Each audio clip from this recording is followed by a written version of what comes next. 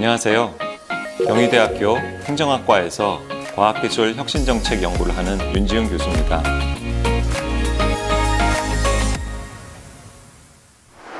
오늘 저는 블록체인 기술이 어떻게 태어났고 무엇을 지향하는지, 우리 현실에서 어떻게 적용되고 있는지에 대해서 이야기해보고자 합니다. 블록체인의 시작은 거래 정보를 독점하는 금융기관들과 정부의 조치를 우리가 신뢰할 수 있을까? 라는 질문이었습니다. 즉, 중앙집권적인 정보관리 체계에 대한 일종의 반항심이 블록체인 아이디어의 시작이었다고 볼 수 있겠죠. 사토시 나카모토는 2008년 말에 공개한 논문에서 그 답으로 블록체인 기술을 자세히 소개한 바 있습니다. 그럼 블록체인은 무엇을 의미할까요? 블록체인 기술은 한마디로 분산형 데이터베이스 기술입니다. 역사적으로 대부분의 새로운 기술들은 인간 생활의 편리성 향상 또는 비용 절감을 위해 개발되었습니다. 그런데 블록체인 기술은 기존 사회의 구조적 문제의 해결을 위해 개발되었다는 점이 특징입니다. 즉, 블록체인은 분산, 공유, 개방이라는 가치를 중심으로 제3의 중앙집중적 정보관리 주체가 필요 없는 기술을 구현한 것입니다. 중앙집중형 데이터베이스 기술을 분산형 데이터베이스 기술로 교체하고자 하는 의도를 갖고 있습니다. 데이터베이스 관리 기술에는 계층형, 관계형 등 여러 가지가 존재합니다. 중앙집중형 데이터베이스는 정보의 중복성을 최소화하는 효율적인 기술입니다.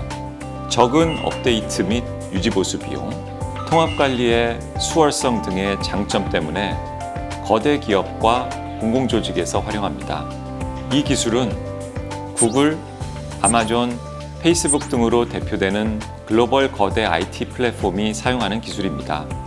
그러나 이제는 해당 플랫폼에 편입되지 못하면 기업은 사업을 접어야 하는 지경에 이르는 등 정보 독점의 양극화가 심해진다는 단점이 부각되고 있습니다.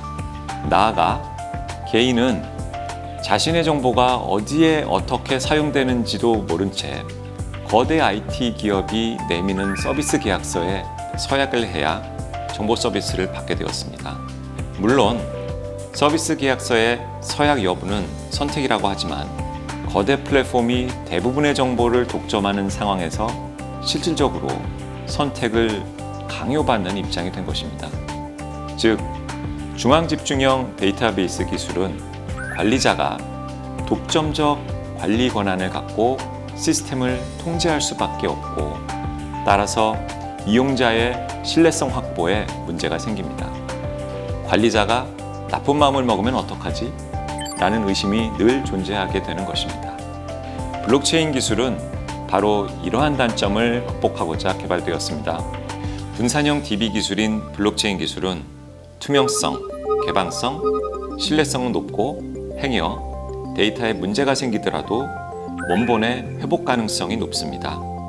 그러나 정보 업데이트 및 거래 정보 관리가 복잡하고 합의를 통한 거래 완성 시스템인 관계로 초당 처리 속도 등 시간과 비용이 상대적으로 많이 든다는 단점도 존재합니다.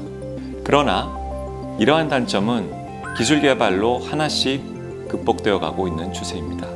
지금까지의 논의에서 블록체인은 정보 공유와 투명성 확보를 핵심으로 하는 가치 지향형 기술이라는 것을 알 수 있습니다. 인터넷이 가치 중립적인 정보의 유통에 기여했다면 블록체인은 그 정보에 가치를 더해서 유통하고자 하는 것입니다. 이제부터는 블록체인 기술의 향후 활용 가능성을 살펴보도록 하겠습니다. 블록체인이 추구하는 가치를 가장 혁신적으로 실현시킬 수 있는 분야는 디지털 콘텐츠 분야라고 생각됩니다.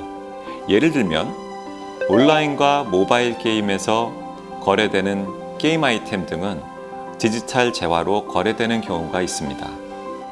확률형 아이템의 블록체인 기술을 활용한다면 게임 산업의 신뢰성 증진에 기여하고 보다 건전한 게임 생태계가 구축될 수 있을 것입니다. 이 외에도 최근 P2E, Play to Earn과 같이 일반인이 온라인 게임을 하면서 코인으로 보상을 받는 게임도 개발되고 있습니다. 블록체인과 정부를 연결하자면 제일 먼저 떠오르는 생각은 아무래도 암호화폐에 대한 규제일 텐데요. 사실 블록체인과 정부의 관계는 규제 외에도 다양한 이야기가 존재합니다. 예를 들면 정보정책 중 사회적으로 투명성을 요구하는 분야에 블록체인을 응용할 수 있습니다. 정부는 블록체인을 통해 민원 서류의 처리 과정을 투명하게 하여 행정의 책임성과 신뢰성을 높일 수 있습니다. 우리나라 정부도 2018년부터 블록체인 시범 사업을 추진 중입니다. 2020년에도 총 10개의 공공 블록체인 시범 사업이 진행 중인데요. 경찰청의 디지털 증거관리 플랫폼, 부산광역시의 상수도 스마트 수질관리 시스템 구축 등이 블록체인 기반의 대표적인 사업이라고 볼 수 있겠습니다. 최근 플랫폼이라는 개념이 다양한 분야에서 주목받고 있습니다. 블록체인도 플랫폼화되고 있습니다. 블록체인 플랫폼 중 가장 널리 알려진 이더리움은 마이더월렛이라는 플랫폼으로 다양한 서비스를 제공하고 이러한 서비스 이용 대가로 이더리움 코인을 지급합니다. 우리나라 기업들도 블록체인 플랫폼을 구축 중입니다.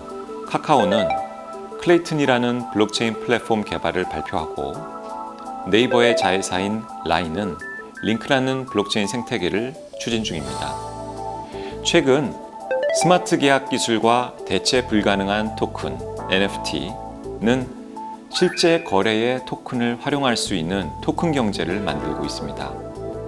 예를 들어 최근 미술 작품이나 사진을 대체 불가능한 토큰인 NFT에 담아 거래하는 사례가 늘고 있습니다. 스마트 계약은 계약을 프로그램화해서 일정 조건이 충족될 경우 자동으로 계약이 이행되는 것입니다.